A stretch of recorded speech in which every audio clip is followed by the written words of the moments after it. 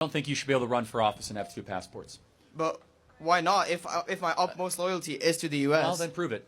I prove it by working in the No, U.S. then get rid of the other government. passport. Look, you could do all sorts of things. I think, though, you should not be able to have two passports and serve in the U.S. government. I find it to be insane because basically, why would you have that passport for any other reason than as like a backup plan? Yeah, I have that. And I'm not criticizing you. Yeah. I'm just saying as a principle. So I have that passport because it's my parents' country. Like I respect. You could still visit it without the passport. Yeah, I need a visa though. That's it. All right. Well, but you have to choose. That's the point. Is that if you're going to be coming to elected office, you have to make a declaration that this is my home.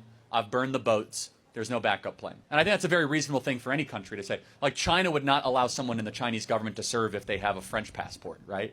It would just it begs the question of whose loyalty is it?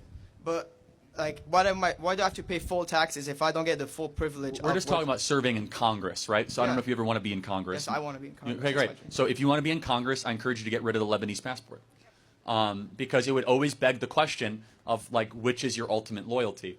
And let me just tell you right now, contrast that with the founding massive immigration that we saw in the early 1900s. They would burn their passports from their native countries when they came to America because they were so happy to be here and they wanted to make a statement that they were part of the United States of America. So you have to tell me more of what you think you would get out of having that passport, other than it just being symbolic. I can also vote back home. Okay, exactly. Yeah. That's the point, is that you No, could, but who you could says have I ties don't- to the government. Yeah, but who says I don't vote for what would be an interest for America?